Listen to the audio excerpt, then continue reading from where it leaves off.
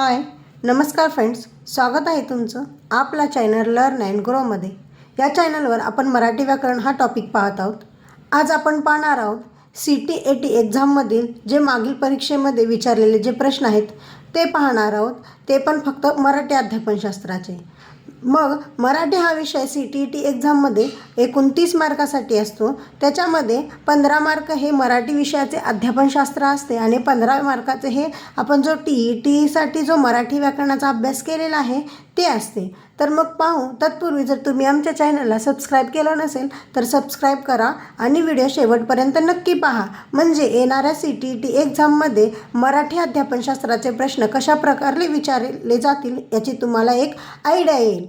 तर पाहू, 15 डिसेंबर 2024ला जे मराठी अध्यापनशास्त्राचे पेपर नंबर 2मध्ये जे प्रश्न आलेले होते ते पाहू आणि उत्तरासह पाहू। अचूक उत्तरे इथे दिलेली आहेत मित्रांनो।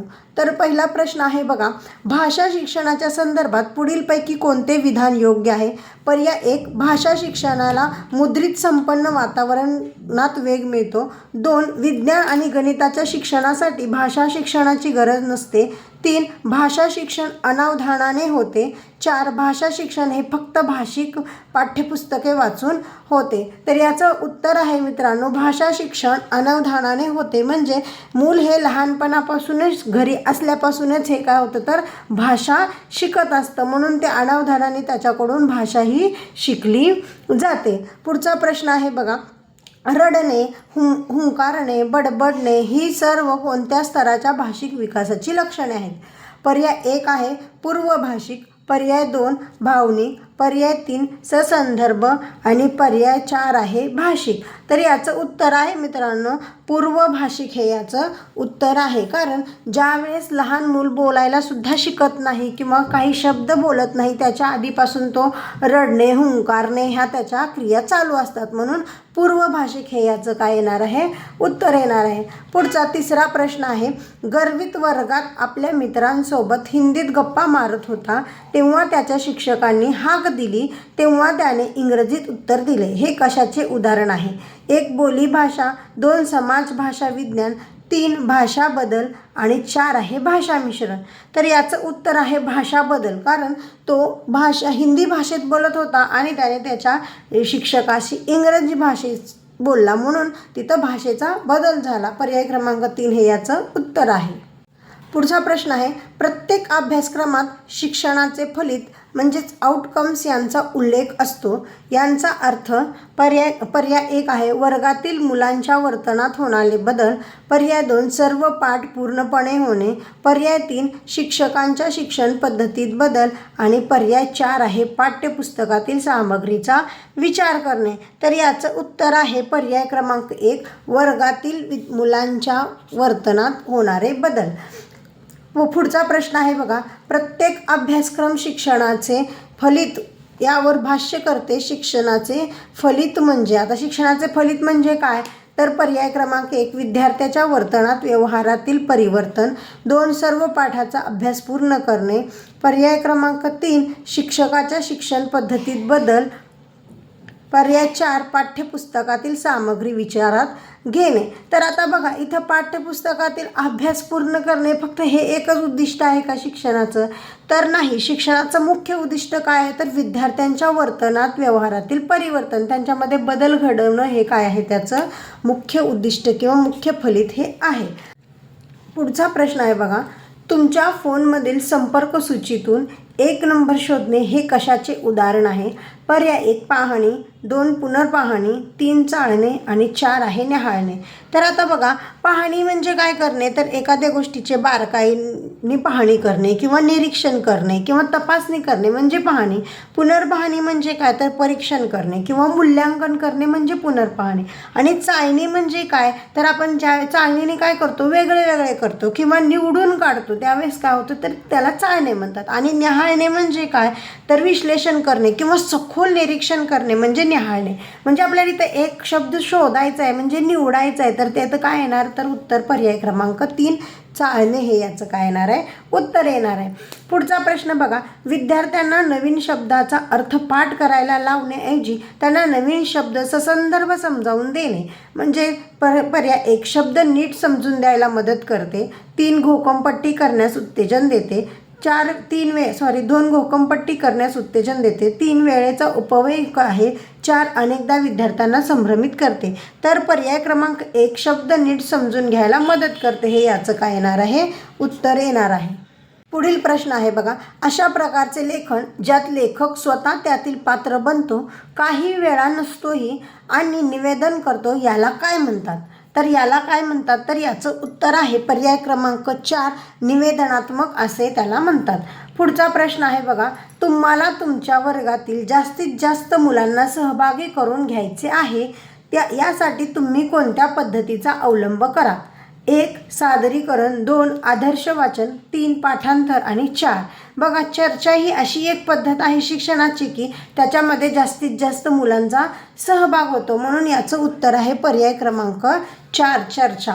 पुढचा प्रश्न आहे बघा, एका वर्गात तुम्ही प्रश्न न विचारता विद्यार्थ्यांना एक लहानसा मजकूर देऊन त्यांना प्रश्न तयार करण्यास सांगता. तुमच्या कृतीचे उद्दिष्ट कोणते? आता इथं तुम्हाला तुमच्या कृतीचं उद्दिष्ट विचारलेलं आहे. पर्याय 1 आहे प्रश्न काढणे, या तुमच्या कामात विद्यार्थ्यांची मदत घेणे. पर्याय 2 प्रश्न काढणे किती जिकिरीचे काम आहे याची विद्यार्थ्यांना जाणीव करून देणे. पर्याय क्रमांक 3 तुमच्या विद्यार्थ्यांची विश्लेषण करण्याची क्षमता आणि कल्पकता विकसित करणे. आणि पर्याय क्रमांक 4 तुमच्या विद्यार्थ्यांना एक चांगला पेपर सेटर म्हणून घडवणे.